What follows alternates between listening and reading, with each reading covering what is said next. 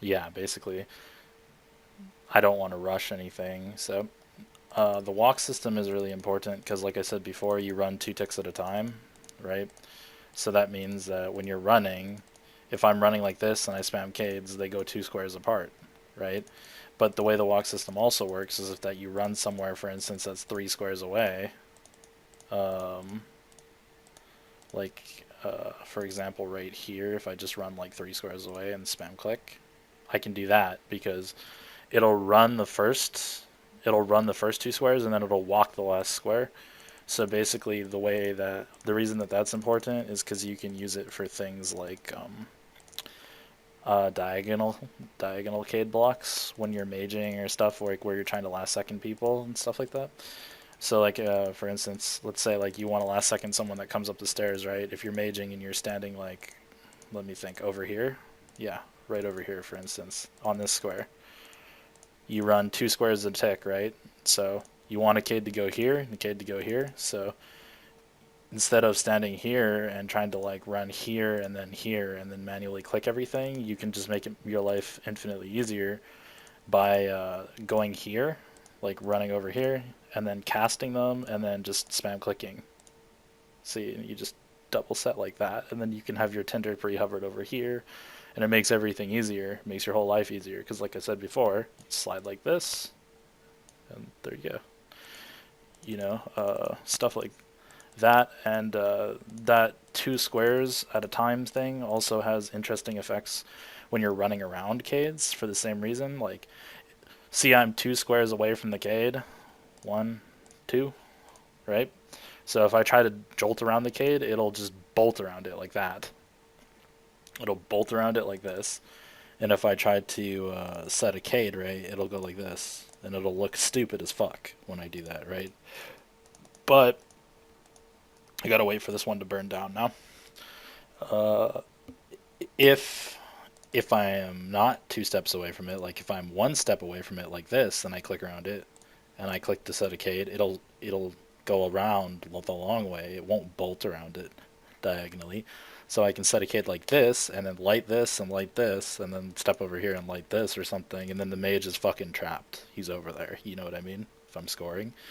Um, Now let's talk about other stuff like line of sight to cades. So line of sight kind of works like a knight in chess. Like if I click this, it'll work, right? People think people always expect this to not work because I'm so far the fuck over here, right? Like why would that work? Well, I'll show you why it works. It works it works because you have a line of sight to it, like a knight in chess. So knights in chess, they move. I don't know if you play chess, but they move in L shapes. So anything that is L shaped like this, where you have one, two, three, like if I'm over here, one, two, three, and then up, that's an L. See what I mean? Anything that's L shaped on the ground like that, if I'm over here and I click to light it, I have line of sight to it. It'll just path me around the cade.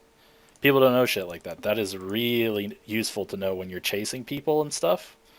When you're just trying to beat someone to a cade, because if you pre-queue your tinderbox from over here and then they have to run to over here and they have delay, or if you have delay, then it might take you a while to face this cade and actually light it on fire if you run to over here and then click it. But if so, like if you're Australian or something, right?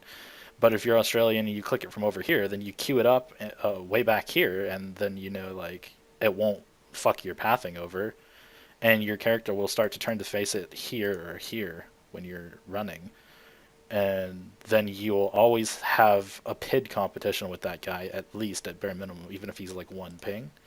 So that's some stuff that's useful for that.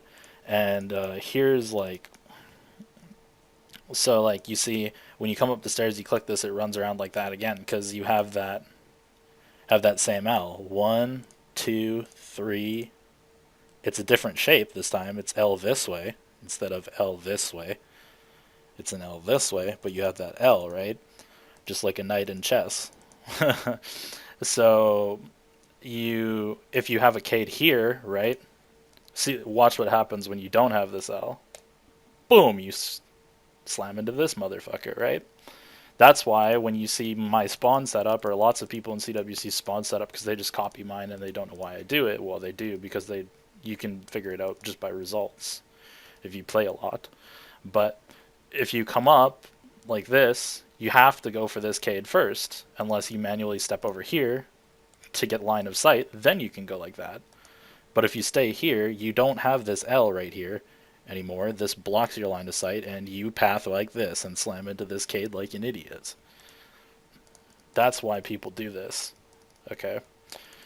And that's a really good tip for PKs because you can come up and just go like this, right? And then light these and then put this under you. And then even if they blow this up, then you just light this one.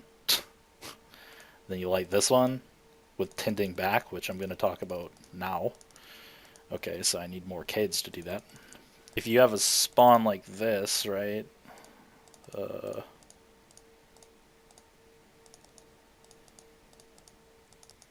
Right, like there's your spawn. That's multiple movement techniques to do that, by the way. That's the fast way that you set it.